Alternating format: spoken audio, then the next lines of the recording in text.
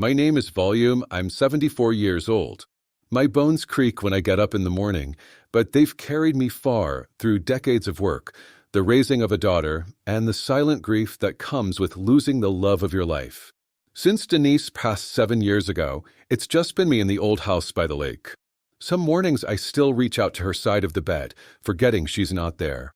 Grief is a strange companion. It doesn't shout. It just sits beside you quietly for years. I've always believed in showing up, in working hard and keeping promises, in being the kind of man who builds things: foundations, bridges, homes, families. I started in construction as a teenager, eventually running my own crew. My knuckles are swollen now, my knees stiff, but I can still remember the feeling of lifting something heavy with your own hands and making it stand tall. I built more than houses. I built a life. And at the center of that life was Brianna, my only child. Christmas has always meant something to me. It was Denise's favorite time of year. She used to hang these gaudy little elf ornaments from the windows, bake cinnamon rolls, hum Bing Crosby while wrapping gifts. After she died, Christmas lost its shine for me. But I still tried. Every year, I hoped Brianna might invite me, even if just for a dinner or a morning coffee.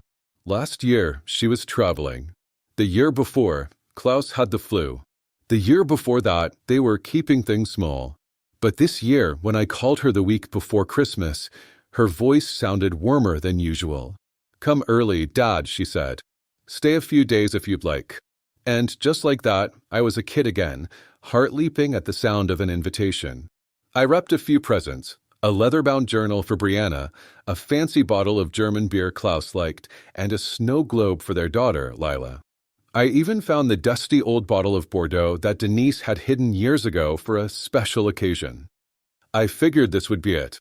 Snow fell lightly as I drove to their house on the edge of town. It wasn't some generic cookie-cutter place. It was a beautiful 2-story colonial, recently renovated, largely thanks to my financial help when they'd bought it. Brianna called me in tears because the appraisal came in low and the bank was dragging its feet. I didn't hesitate. I transferred the shortfall without a second thought when Klaus's business struggled during COVID. I floated them for 3 months when they remodeled the kitchen. I paid for the countertops they never asked. I just offered, like any father would, and I never kept a receipt, not the financial kind, at least. I pulled into their driveway, feeling a familiar mixture of nervousness and hope. I still wanted to be needed, still wanted to be seen. Brianna opened the door with a smile that looked practiced. Her eyes started behind her before settling on me. "Dad, you made good time." Her hug was quick, polite. She stepped aside, but instead of gesturing me in, she held up a hand.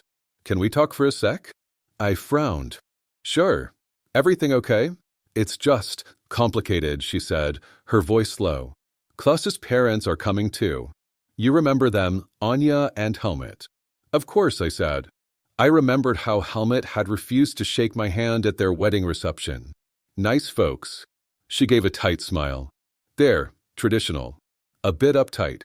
And this year, they asked if we could keep Christmas, just them. They said it would be more comfortable. More comfortable? For whom? And? I asked quietly. I didn't want to upset them. Or Klaus. "It's been a stressful year, and so I'm not invited." She winced. "I'm really sorry, Dad." I didn't know how to say it. I laughed once, a short breath of disbelief. "You could have said it before I drove 2 hours in the snow." "I know. I should have. I just thought maybe you'd understand." Understand. As if I hadn't spent the last 30 years making sure she never went without. As if I didn't have the right to stand in the home I helped pay for, hang a stocking, watch my granddaughter open presents. She looked down. "I can help you book a hotel if you want to stay nearby. Maybe we can meet for lunch later in the week." I stared at her. I thought of Denise, how proud she used to be of Brianna, how she called her our bright little star. That star had faded into someone I barely recognized. "No," I said simply. "That won't be necessary. Dad, I should get going before the roads ice up." I turned back to the car, gripping the steering wheel harder than I needed to. The bottle of Bordeaux clinked quietly in the back seat, still wrapped in a gold ribbon. I didn't look back. Not once. As I drove away, something inside me changed. A cold clarity. I'd spent my life giving, my time, my money, my silence. Every year I swallowed a little more discomfort for the sake of peace. But silence can become a prison if you stay inside it too long. I passed the glowing windows of other homes, flickering with holiday cheer, and realized I wasn't just leaving a house, I was being evicted from a life I had built. And this time, I would not be silent.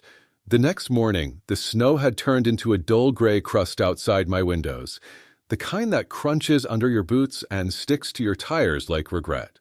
I hadn't changed clothes. I hadn't slept. Just sat at my kitchen table, staring into a cup of black coffee that had gone cold and bitter. I couldn't remember if I'd taken my blood pressure pills. Didn't much care. The house was too quiet. Not the kind of peaceful quiet that soothes you, but the kind that settles on your shoulders like a weight. The kind that hums in your ears and tells you that something has shifted permanently in your life and it's not going back. That's when the phone rang. Unknown number. I let it go to voicemail. Then it rang again. Same number. I picked it up. Hello. Hello. Is this Mr. Vall? A woman's voice. Clipped. Formal. German accent, if I wasn't mistaken. This is he. This is Anja Clausen. Klaus's mother. We met at the wedding, I believe. I remembered. Stiff as a broomstick. Wore gloves in June. Sniffed at the barbecue buffet like it offended her ancestors. I remember I said flatly, "Well, I hope I'm not calling too early. I thought we should clear the air. About Christmas." I sat back. My jaw clenched. I just didn't want you to take things the wrong way. We were concerned that things might become a little complicated with everyone under one roof. What things? I asked. Well, she said, clearing her throat delicately, you know how it is. Different families, different backgrounds. It's all very delicate. Klaus and Brianna work very hard to maintain a certain tone, a certain atmosphere in their home. I stared out the window at the frozen lake. And you think I disrupt that atmosphere, I said. No, she said quickly. But sometimes when cultures mix, well, not everything blends, does it? She laughed lightly. I didn't. I understand you have your own traditions, she went on. Klaus told me about what was it? The Mexican food. For Christmas. Tamales, I said. My wife made them every year. It was her family's tradition. Yes, of course, she said. Very colorful. Very festive. But not quite the ambience we were hoping for this year. I said nothing. Let the silence stretch. We were just thinking of something more classical. Roasted goose. Candles. German wine. You understand. Something that reflects refinement. And I don't. Oh, no, I didn't mean it that way. But you know, Klaus says you have a very casual style. The paper napkins, the hot sauce on everything, the stories about work in construction. I felt something behind my ribs twist slowly, like someone driving in a nail. We're trying to keep things elegant, Mr. Vall, she continued. Not so, rustic. I should have hung up then, but I didn't. I let her talk. And I'm sure your late wife was very dear to you. Klaus remembers her always wearing those bright colors. She certainly had a lively spirit. Lively, loud, tasteless. That's what she meant. She was a remarkable woman, I said tightly. I'm sure she was, Anja replied.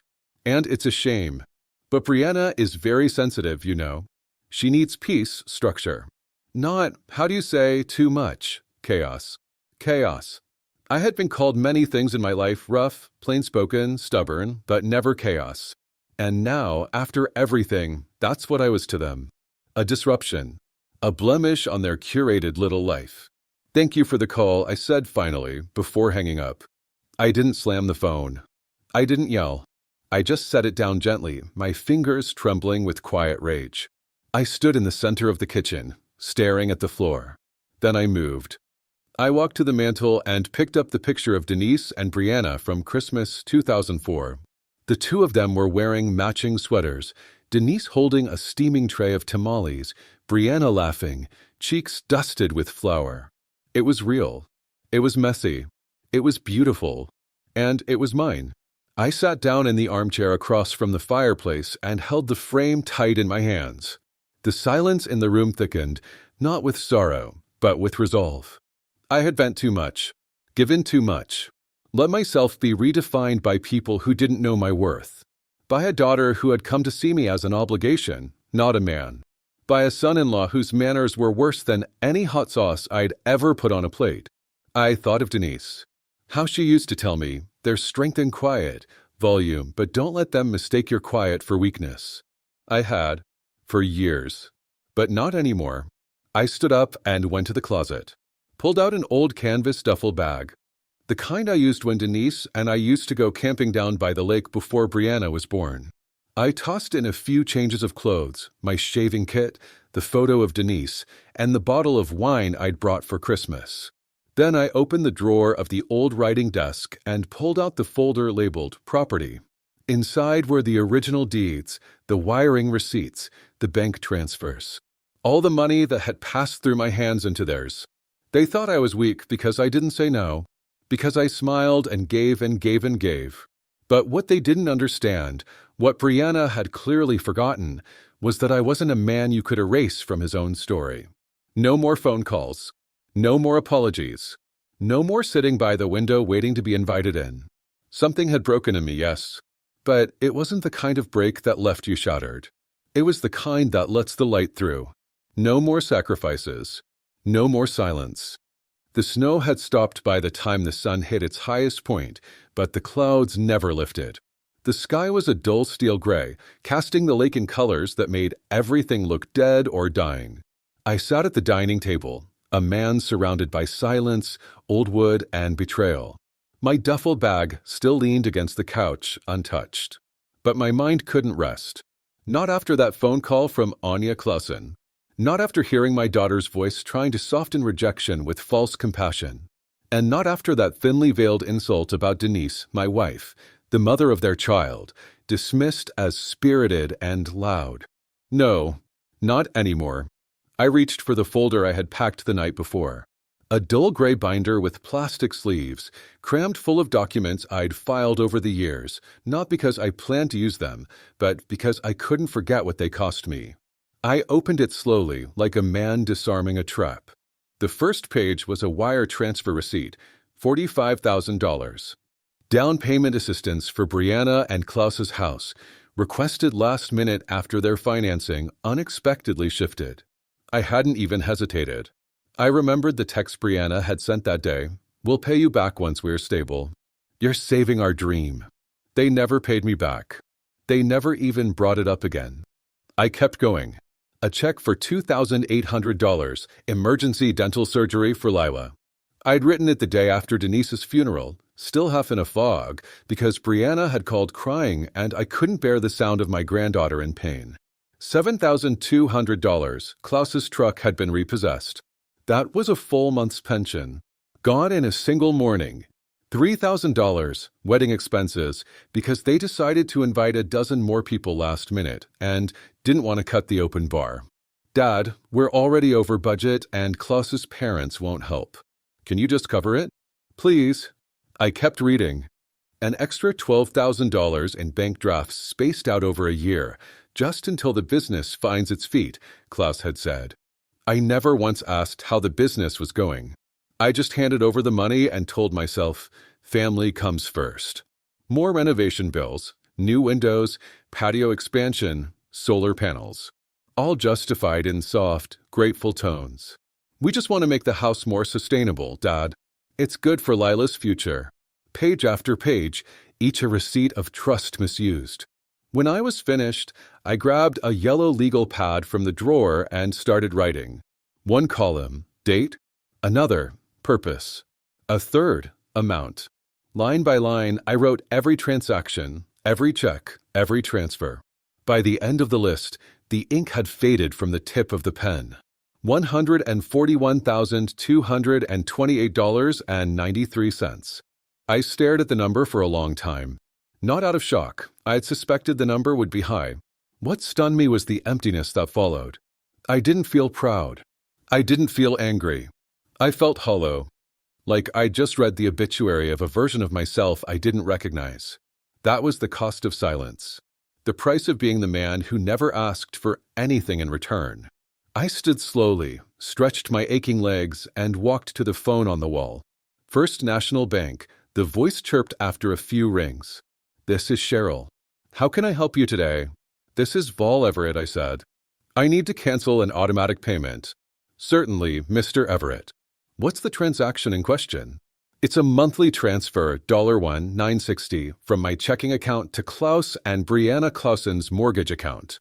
She went quiet for a moment. Keys clacked. "Found it. It's been active since June of last year. Would you like to cancel it for next month?" "No," I said. "Cancel it right now. No further payments." Another pause. "Understood. That has been canceled effective immediately. Would you like confirmation by email or regular mail?" "Mail. Anything else I can help with?" "No," I said. "That'll be all." I hung up without a goodbye. The weight that had sat on my chest for 5 years, maybe longer, shifted. Not completely gone, but cracked. Lighter. I turned back to the table, swept every document into my arms, and walked them to the fireplace. I stacked the statements, the receipts, the letters from Brianna thanking me for being the best dad in the world, and the mortgage contract I'd co-signed but never touched again. I knelt, opened the grate, lit a match. The first document curled at the edges, blackened, and vanished into ash. Then the next. Then the next.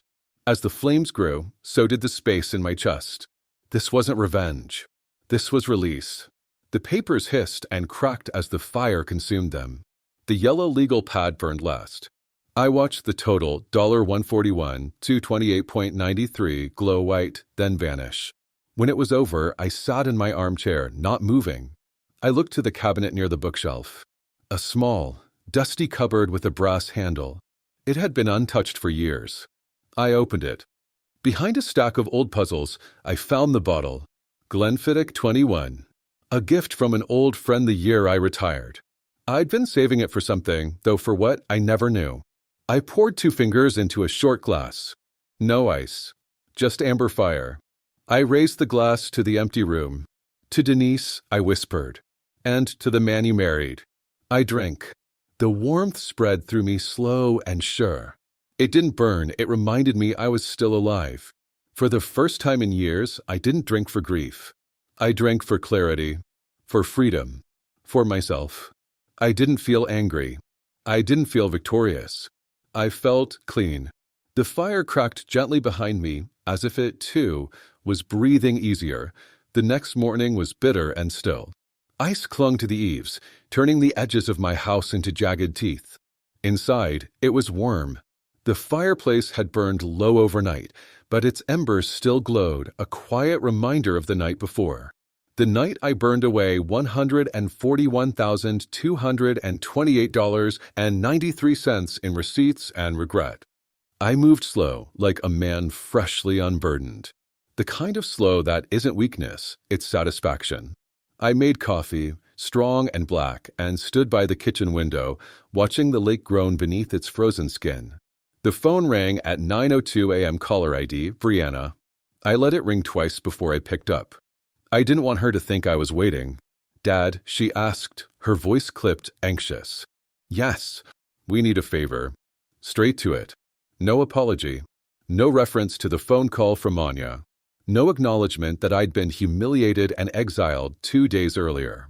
"Klaus's parents are flying in today," she continued. "We're swamped, decorating, food prep, Lila has rehearsal, and we can't make it to the airport. Could you go pick them up?" I said nothing.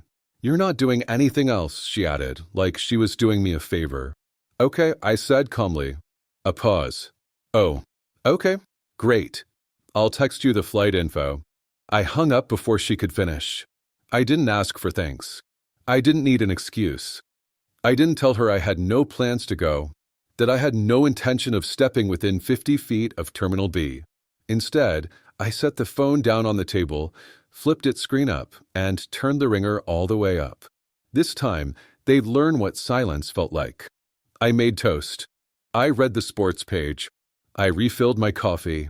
By 2:15, the first text came. "Brianna, just checking, are you on your way?" I let it sit. 2:45, "Brianna, flight arrives in 55 minutes. You good?" No reply. 3:15, Brianna, are you at the airport already? They're landing early. 3:32, Brianna, they're at the baggage claim. They don't see you. 3:41, Brianna, Dad. 3:48, Brianna, Dad. What are you doing? Then Klaus chimed in. Klaus, seriously? They're here. Waiting. It's freezing. Where the hell are you?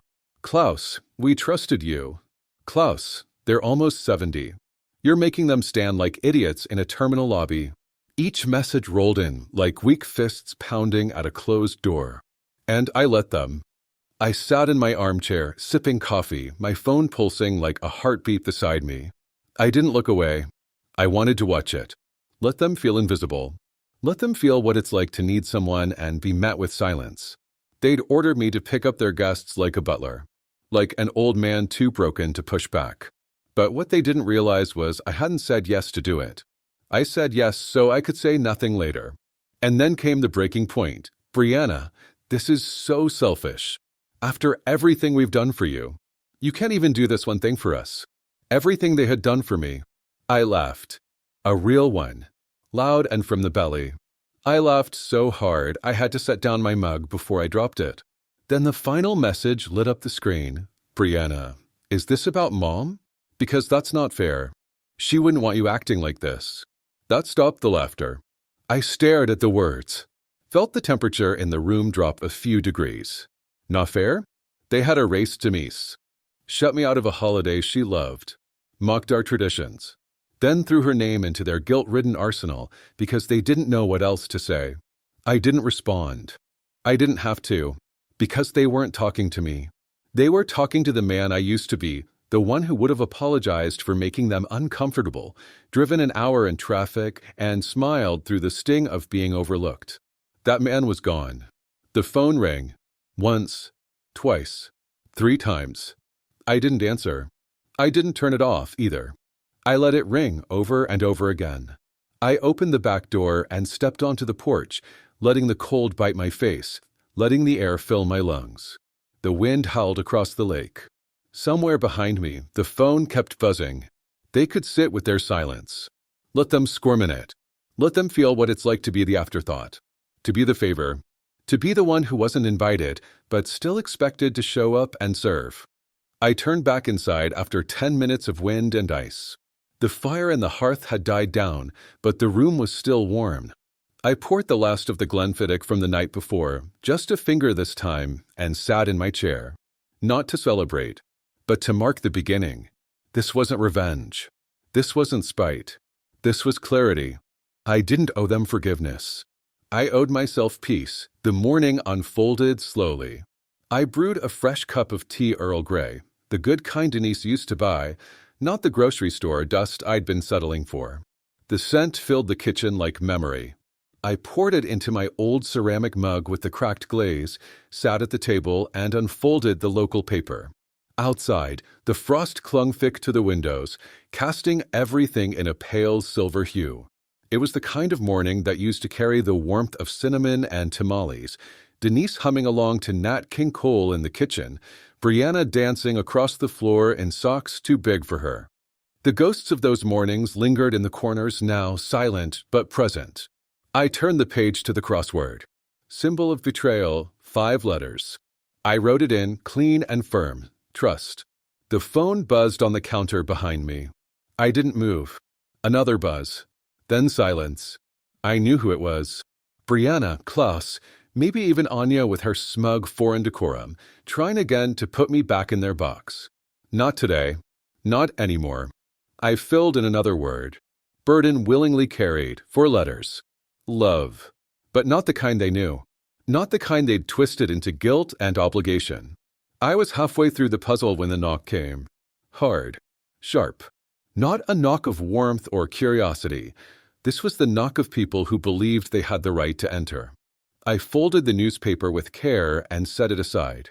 My tea was still warm. My heart beat steady. There was no part of me that felt shaken. I opened the door slowly, and there they stood.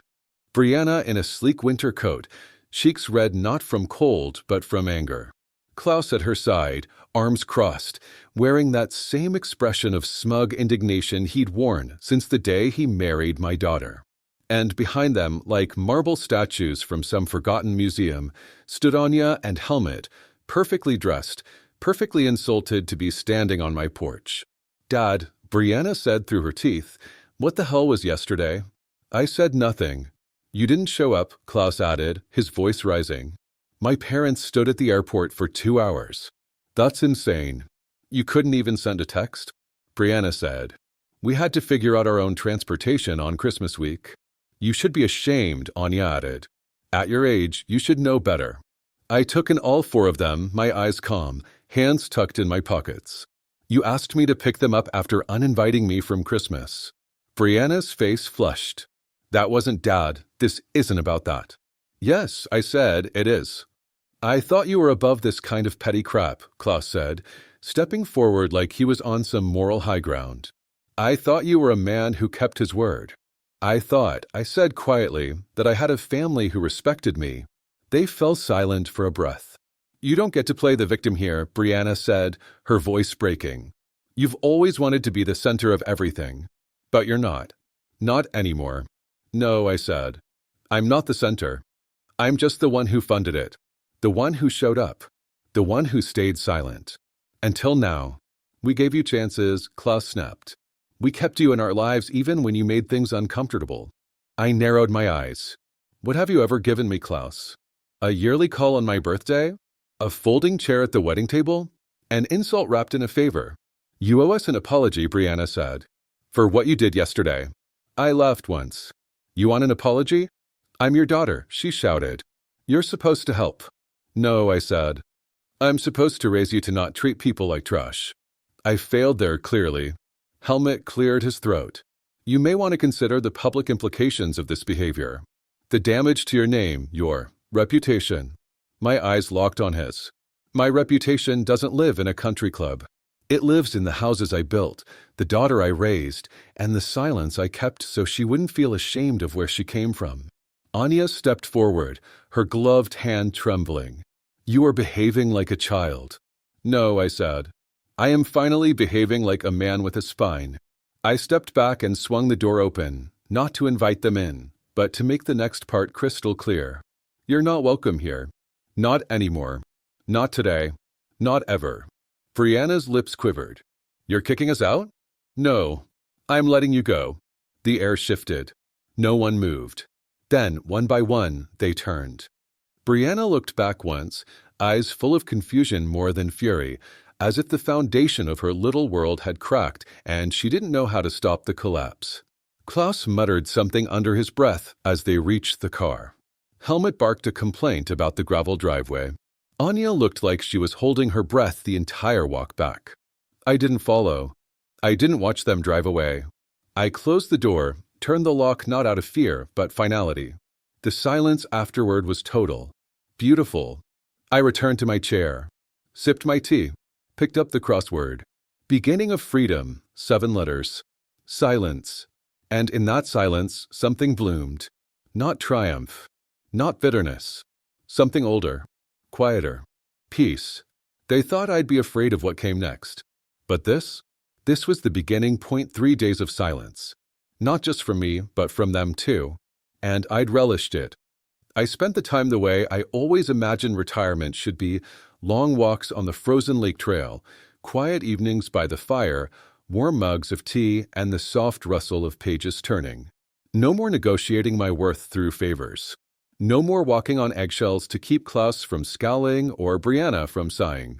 The house was finally mine again, spiritually, emotionally, physically. The weight of their expectations had lifted, and I walked lighter for it. Until the 4th morning. I stepped into Mel's diner, expecting my usual corner booth and a nod from the regulars. Instead, the room stiffened. Mel met my eyes from behind the counter, her usual smile missing. Instead, she held something out, a folded newspaper, already wrinkled from handling. "You seem this full?" I took it. Front page of the River County Weekly, dated that morning. Veteran father abandons elderly couple in airport blizzard. Below it, a dramatic subtitle: What happened at Terminal B raises deeper questions about our community's moral compass. The color drained from my face, but not from guilt, from disbelief. Then I saw the byline. Cameron Ellis. The name hit like ice water. Klaus's father. Occasional columnist. Corporate talker. The kind of man who liked his sentences rehearsed and his truths half-cooked. And apparently, someone who hadn't taken kindly to being inconvenienced by a quiet act of rebellion. The article read like a courtroom closing argument, full of performance and just enough polished language to sound legitimate. It told the story of an elderly visiting couple left in the cold chaos of a storm-battered airport, abandoned by a family patriarch once known for his loyalty and discipline. It detailed their shock and confusion, described Anya's tears and helmets shaking hands. All fabrication. Dramatic license dressed up as journalism. And the most chilling part? They never mentioned me by name.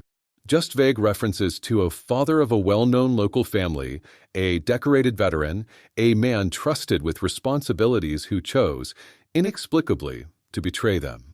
Cowardly. Legal. Devastating. Everyone who mattered in this town would know exactly who he meant. And because it was just vague enough, I couldn't see without spending a year in court and losing the rest of my peace in the process. I folded the paper slowly and nodded to Mel. "Thanks," I said quietly. Her face softened. "You okay?" "Not yet," I said. "But I will be." I left the diner without my eggs or coffee. By the time I got home, I knew what this was. This wasn't a smear, it was a warning. They were trying to isolate me, to burn whatever credibility I still had left in this community. Paint me as unstable, unkind, unworthy of trust. This wasn't just Klaus or Brianna lashing out. This was Cameron pulling strings, twisting the knife with a smile, all while staying just out of reach. I sat at the kitchen table, the newspaper spread open beside me. The wind rattled the windows slightly, as if nature itself was growing impatient with the charade. And I realized something. This wasn't an ending. This was the opening volley of war. I stood and walked to the hallway closet, pulled down the old lockbox Denise and I had used for decades. Documents, insurance policies, receipts, school records, photos, carefully tucked away, as Denise always insisted. I brought it to the table and opened it. Then I began. Bank statements, canceled checks, copies of every major expense I'd covered since Brianna graduated high school, tuition stubs, mortgage contributions, wedding costs, emergency loans to Klaus when his business hit another wall. All itemized, all backed up. Then came the digital records. I turned on my laptop and started digging. Emails from Brianna thanking me for helping with down payments. A chain from 3 years ago where Klaus promised to get me back as soon as the next contract hits. Birthday messages from Lila, bright and innocent, talking about how Grandpa saved the day again. Screenshots. Dates. Metadata. I made folders. Printed what needed printing. Labeled everything clearly. Then I moved to Klaus's and Brianna's social media accounts. Their timelines told a very different story. Klaus bragging about independence, flaunting expensive dinners I knew he couldn't afford without help. Brianna posting smiling photos of her perfect family, writing captions about doing it all on our own. Lie after lie, all archived. Then, the final touch. The photo album. Years of Christmases, Thanksgivings, birthdays, all with me in the background. Me holding gifts. Me barbecuing, setting up chairs, fixing broken shelves, watching Lila while they went off to do God knows what. I placed the photos in their own folder. Presents. This wasn't about revenge. It was about truth. I wasn't going to leak it anonymously. I wasn't going to smear them in return. No, I was going to show them. To everyone. Neighbors. Colleagues. Local civic leaders. My church. The school PTA. The Veterans Committee. Every person Cameron's words reached, I'd meet them with facts. With paper. With proof. If they wanted war, they'd get one. But not with fire. With light. No more hiding. No more silence. They thought I was old. They thought I was slow. They thought I was finished. They forgot that men like me don't shout. We build. And now I was building my defense brick by brick. Because the truth? The truth doesn't panic. It waits. Christmas morning arrived in silence, no phone calls, no greetings, no invitations. Perfect. I woke early and moved deliberately. I shaved close, combed my hair, and chose my finest clothes, my navy suit, the one I wore to Denise's funeral and never again until today. A crisp white shirt. My polished black shoes. The silver cufflinks Brianna had given me 20 years ago, back when she still looked at me like I mattered. I stood before the mirror and stared for a long time. I didn't look like a man discarded. I looked like a man about to reclaim something sacred. I stepped into the dining room where the table was covered in folders identical in size and weight. Inside each, copies of every financial contribution I had made over the last 5 years. Mortgage statements, bank transfers, photographs from family holidays, screenshots of loving texts now erased from their version of the story, highlighted lies from Cameron's editorial, side by side with annotated corrections and dates. I wasn't walking into that house with rage. I was walking in with truth. I placed the folders neatly in a leather briefcase and zipped it shut. Snow had fallen overnight.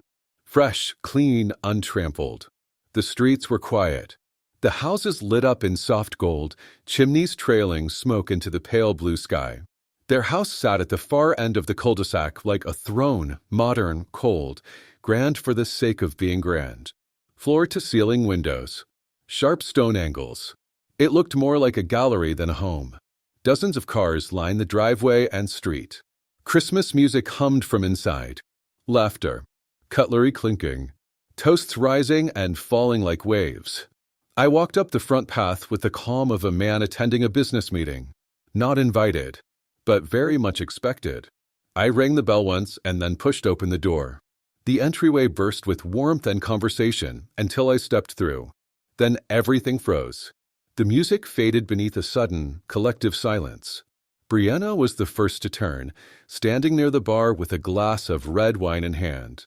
Her expression slipped from joy to horror so fast it looked like a mask peeling off. Klaus followed, then Cameron, then Anya and Helmut. Faces from town turned, eyes blinking, unsure if this was an apparition or a scandal unfolding. "Dad?" Brianna's voice cracked. "Evening," I said. My voice didn't rise. I didn't smile. I heard there was a family dinner. I thought I'd come by. Klaus stepped forward quickly, trying to interject. "You can't just barge in here." "You weren't invited. I brought gifts," I said, cutting him off. I placed the briefcase on the entry table, opened it, and pulled out the first folder. Then the next. And the next. I handed the first to Klaus's boss, Mr. Pendleton, the silver-haired man Klaus had desperately tried to impress for years. "For your reference," I said, "you might want to see how much of Klaus's success was built with my money." Pendleton opened the folder. His brows began to rise. Next, to a neighbor couple I recognized from school fundraisers. Proof of the version of events not printed in the paper. Then to Anya's cousin. Then to the PTA leader. Then to the church elder Klaus had dragged into a photo last Easter to look more generous. Each one took a folder. Some awkwardly. Some curiously. Some hungrily. And then the murmuring began. I continued, moving through the crowd like a surgeon, clean, efficient, controlled. People flipped through the pages, screen captures of texts thanking me for mortgage help, check images with my signature, photos of me barbecuing on the back patio they said I'd never visited. More gasps, more silence. People stepped away from Klaus and Brianna like they were suddenly radioactive. Cameron moved forward, red-faced. "This is outrageous." "You're making a scene?" "No," I said. "You made a public lie." "I'm offering a quiet correction." Anya tried to raise her voice. "This is manipulation. I paid for your airfare," I said. "And I still wasn't welcome at the table." "Dad, stop it." Brianna's voice cracked. "You're ruining everything." "I'm clarifying everything," I replied. "You made me into a villain because you thought I wouldn't fight back. You let your in-laws drag my name through the mud because you needed a scapegoat. But I kept records. I kept photos. And I kept my dignity." The room had turned. Everyone was reading. Some whispered to each other. A few shook their heads at Klaus. One woman stared at a highlighted text from Brianna, mouthing the words, We'd be homeless if not for you. I gave you everything, I said quietly. You wanted a life without me. Fine, but you won't rewrite the one I gave you. Klaus moved forward again. You think this makes you a hero? Coming in here like this? No, I said. It makes me free. I turned toward the door. No one stopped me. But I paused in the doorway, looked back once more, not to bask in a silence, but to mark it. I looked at Brianna. Her eyes were wet, but her pride kept her upright. At Klaus, already sputtering excuses to those reading the files. At Cameron, stunned that someone outside his little kingdom had challenged him and won. I adjusted my cuffs. This is the last dinner I pay for. Then I walked out into the snow. 3 days after I walked out of that house, after the truth landed like a stone in the center of their manicured lives, the world outside had returned to quiet. The storm of holiday pleasantries faded. The tinsel was drying out. Trees leaned slightly, stripped of gifts, heavy with the weight of real silence. Inside my home, the silence was different. It was deliberate. It was mine. I spent those 3 days doing simple things. I cleaned the gutters, resealed a drafty window Denise always said was just a little too cold every winter. I took long walks on the snow-covered lake trail, the air biting at my nose, clearing out the last of the resentment still clinging like smoke. No music, no television, just the soft hum of my house breathing with me. And then came the envelope. I heard it slide through the slot in the front door around 10 a.m., the sound sharp in the still air. I finished my sip of coffee before standing to get it, not expecting anything but a bill or end-of-year flyer. It was neither. A plain white envelope. No postage. No sender name. Just my full name typed cleanly across the front. I opened it. Inside, one sheet of paper, thick with formality and threat. Notice of imminent default account. Hashtag 0716-94773B property address. 17 Hawthorne Lane, Brianna, and Klaus's home. My blood didn't rise. My hand didn't shake. I just sat back down with my coffee and read, as of the date of this letter, the mortgage account for the property at 17 Hawthorne Lane is 98 days delinquent. Current arrears, $8,417.25. Failure to remit payment within 15 days will result in the initiation of foreclosure proceedings in accordance with state and federal regulations.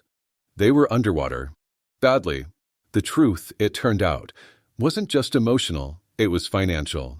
And I knew exactly why this letter had been delivered here. Not mailed. Delivered. It was a message. A cry for help, dressed up as bureaucracy. I took another sip of coffee. In the past, this letter would have made me sweat. I would have fumbled for my checkbook, dug through savings, and told myself, one last time, just to help them back on their feet.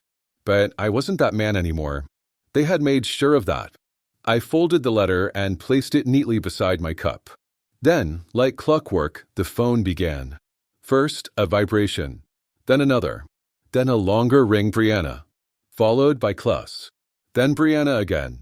Then one of those numbers I didn't recognize, but instinctively knew came from Cameron's camp. Then Anya. Then Brianna again. They were closing in. Not physically.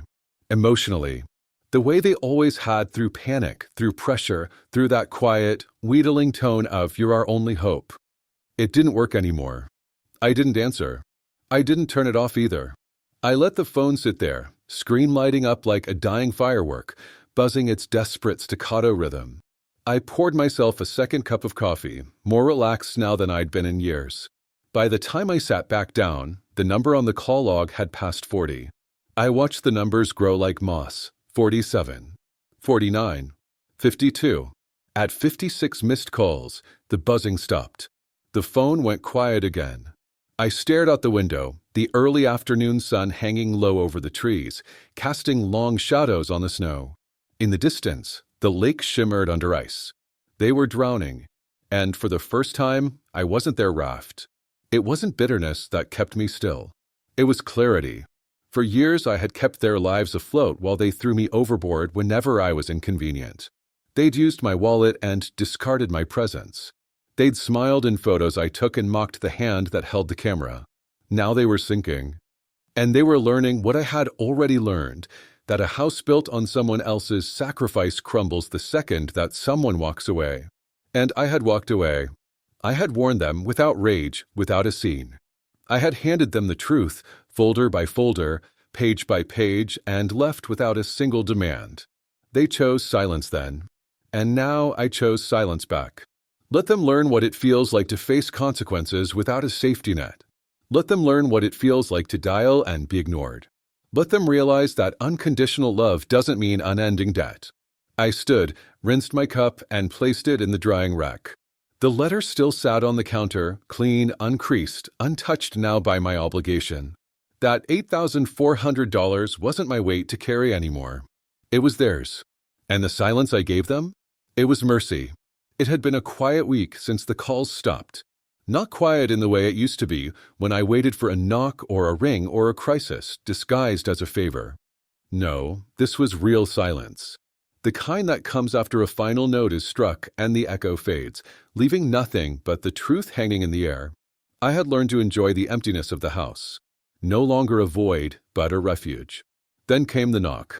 It was mid-afternoon. I had just brewed a fresh pot of coffee and was watching snow drift across the yard, gathering in soft piles against the rose bushes. When the sound came, I didn't move at first. 3 knocks. Soft. Not angry. Not entitled. I opened the door, and there she was. Brianna. She looked tired, exhausted, even. Not from lack of sleep, but from holding up too many masks for too long. Her posture, always tense, now sagged under some invisible weight. She didn't carry her phone in her hand. That alone said a lot. "Hi," she said. "Hi. I was hoping we could talk." I didn't answer right away. Then I stepped aside. She walked in slowly, like the house might spit her out if she moved too fast. She stood in the middle of the living room, eyes darting to the couch, the fireplace, the shelf of family photos Denise and I never took down, even when the people in them stopped visiting. "I didn't know," she said suddenly, "about the article, the one Cameron wrote." I said nothing. I swear, Dad, I didn't know he was going to do that. I didn't approve it. I didn't even see it until it was printed. Still, I said nothing. I was angry. I was embarrassed. And I let them turn that into something bigger, something uglier. "You didn't stop them," I said, finally. She looked down. No, I didn't. There it was. Silence again. This one heavier, but not cruel. Just full of things left unsaid for too long. "I've spent the last few days thinking," she continued, "about everything. What I said to you. What I didn't say. What you've done for years for me, for Klaus, for Lila. And I'm ashamed. I really am." "I'm not looking for shame," I replied. "I know," she said quickly. "And I'm not here to ask for money. I promise." That got my attention. She sat down on the edge of the couch, her hands folded in her lap like a child in the principal's office. "I didn't realize," she whispered. "Not until that dinner. Not until I opened those folders. You kept everything. The checks, the texts, the photos. It hit me like a wall. I kept thinking, how could I forget all of this?" "You didn't forget," I said. "You ignored." She didn't argue. "I stopped seeing you as a person," she said. "You were just always there, always helping, always fixing things. I think I forgot how to treat you like a father. I didn't soften. Not yet. I know you probably don't want to hear this," she added, "but I want to fix it." I walked into the kitchen, poured a second mug of coffee, and placed it on the table beside her. Then I sat across from her. "You want to fix it?" I repeated. "How?" Her lips parted, but she didn't have an answer. "That's the thing about forgiveness," I said. "It doesn't mean going back to the way things were. It doesn't mean pretending none of it happened." She nodded. Slowly. "Forgiveness means I'm not dragging your choices behind you like a chain. But it also means I'm not pretending we're standing on the same ground we used to." "I understand." "No," I said. "I don't think you do. Not fully. Because if you did, you wouldn't have come here thinking that an apology is enough. It's a start, but only that." Her face faltered. "You want to rebuild this relationship?" I asked. "Then rebuild it." Not on what you think I owe you. Not on guilt. Not on habit. Build something new. Something honest. She looked up. There were tears, not dramatic, not performative. Just quiet. I'll try, she said. Then start by understanding this, I said firmly. I will not help financially again. Not $1. Not because I'm bitter. But because I've spent 20 years confusing love with debt, and I refuse to do that anymore. She nodded. No protest. That mattered. I don't want your money, she whispered. Good. Because you won't get it. But if you want my time, my conversation, my presence, you can have it. As long as you come to me as my daughter, not as a borrower. Her lip quivered. I want that. I miss you. I miss being your daughter. I miss that too, I said. But it starts now. Not from memory. Not from guilt. From respect. She nodded again. I'll call, she said. When you don't need anything, I replied. She gave a shaky smile. I love you, she said. I know, I said gently. But next time, show it without asking for something in return. She stood slowly. I walked her to the door. No hugs, no grand declarations. Just the quiet acknowledgement of a door no longer closed, but not yet wide open. The air outside was colder now, but she didn't shiver. She turned to me one last time. I'll build it. I swear. Then bring your own bricks. And then she was gone. This time, the silence she left behind felt different. Not final, just waiting. After Brianna left, I didn't move for a while. I stood in the doorway of my own house, not broken, not relieved, just still. As if my body needed time to catch up to what my heart already understood. This was closure. Not the dramatic kind, not the movie-ending kind, but the quiet kind that settles like dust after the furniture's been moved. A necessary stillness. A place to breathe. Her apology had been real. Hesitant, fragile, but real. I saw it in her eyes, in the way her voice trembled when she said, I miss being your daughter. She hadn't come for money, and that mattered more than she could know. But forgiveness, as I'd learned, doesn't mean rebuilding what was. It means releasing yourself from the past without pretending it didn't happen. And I had released it. I wasn't angry anymore. I wasn't waiting, hoping, aching. I was done. Not with love, but with sacrifice that had no boundaries. The difference was everything. I turned back into the house, poured myself the last inch of cold coffee, and drank it slowly at the kitchen window. The frost on the glass blurred the edges of the world outside, just enough to make everything seem new. And maybe it was. My phone buzzed once, breaking the silence. A text from Rosa. Rosa, Sunday dinner is back on. Turkey's coming out of the freezer. Kids want to show you their science projects. You've got no excuse this time, viejo. I stared at the screen for a long moment, letting the words sink in. I thought about Rosa's house, warm, noisy, unpolished in the best way. Mismatched chairs. Children's drawings framed like masterpieces. A table big enough for anyone who wanted to stay. No politics. No performances. Just presence. I hadn't gone the last time she invited me, or the time before that. I'd always had an excuse. A dinner with Brianna. A last-minute call from Klaus. Some obligation tied in guilt that told me this is where you should be, even when no one really wanted me there. But this was an invitation. From someone who wanted me. I thought about Rosa's kids, smart, wild, always ready with a joke or a question about volcanoes or Mars rovers. They called me Uncle Volume, not Grandpa out of obligation, not Sir out of politeness. Just Uncle Vol, like I was someone who mattered just by being in the room. I wrote back without hesitation. Me, I won't miss it. I put the phone down and smiled. Not a big, triumphant smile. Just a quiet one, the kind that slips in when you realize the ground beneath you is finally solid. This was what Denise would have wanted. She had always believed in showing up for the people who show up for you. Not out of duty, not out of blood, but because you choose them and they choose you back. Family isn't about who needs you. It's about who sees you. Who makes space for you without a receipt attached. Who sets a plate because they want your presence at the table, not your paycheck, not your silence, not your sacrifice. I walked to the hall closet, pulled out my winter coat, and dusted off my boots. I'd bring dessert. Something warm. something handmade. I'd ask the bakery to box up those cinnamon bread puddings Rosa loved. Maybe even grab a bottle of red for her husband, the one who never stops teasing me about my coffee addiction. And I'd be early this time. I'd walk into the sound of laughter and clinking forks. I'd hug the kids and ask them about their solar system dioramas and science fair posters. I'd listen, not as a man who'd lost something, but as a man who'd finally reclaimed his place in a room that had always been open. Because the truth is, I didn't miss my daughter. I missed being seen. And for the first time in a long time, I wasn't chasing that feeling anymore. I was walking straight into it. Epilogue that Sunday, I was early.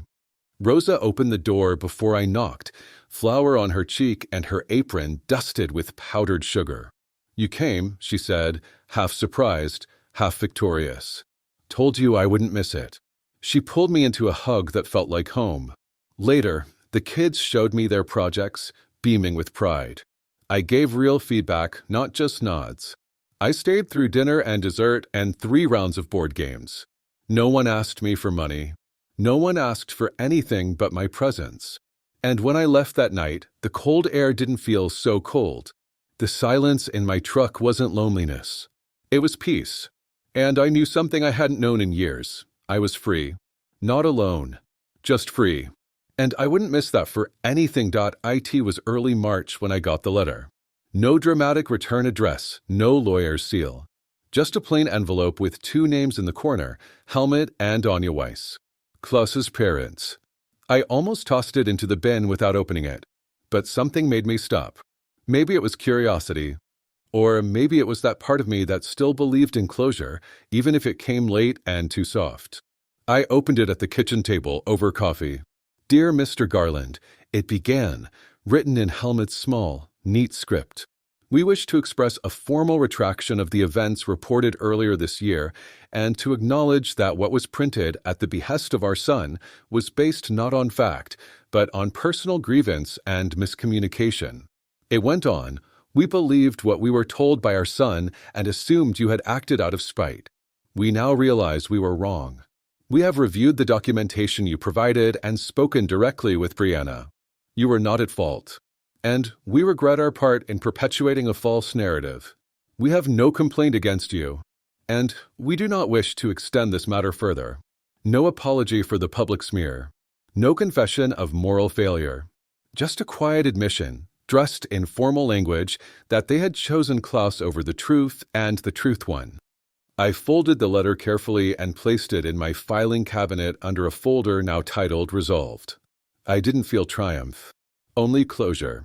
A loose stone finally fitted back into the wall. But what came next? That did surprise me. Brianna called 2 weeks later. She didn't talk about Klaus right away.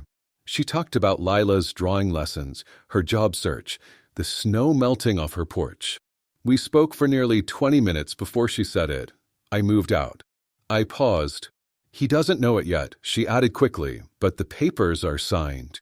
I didn't want to announce it. I just wanted to do it. I let the words settle. I heard no bitterness in her voice, no trembling shame, just resolve.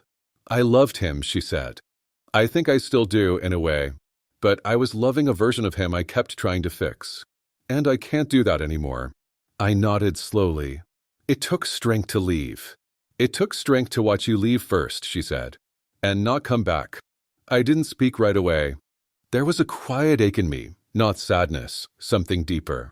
Like watching someone walk out of a long shadow you never realized they've lived in. "I'm not asking you to celebrate it," she said. "I just wanted you to know I'm done trying to be loyal to people who don't tell the truth." We stayed on the phone a little longer. Talked about Rosa's dinner. About Lila's next school play. About whether spring would ever fully arrive in this stubborn town. When we hung up, I sat back and watched the light shift across the kitchen floor. Long, golden rays spilling from the window. The kind of light that only comes after a season has finally turned. Some losses you mourn, others you release. And then there are the ones that come full circle, not as victories, but as earned peace. Klaus's parents had admitted the lie. Brianna had walked away from him. Not for me, but for herself. That mattered more. That meant it could last. I stood and opened the window just an inch. The breeze smelled of thawing earth and distant blossoms. The house was quiet, but not empty, and I had never felt more whole.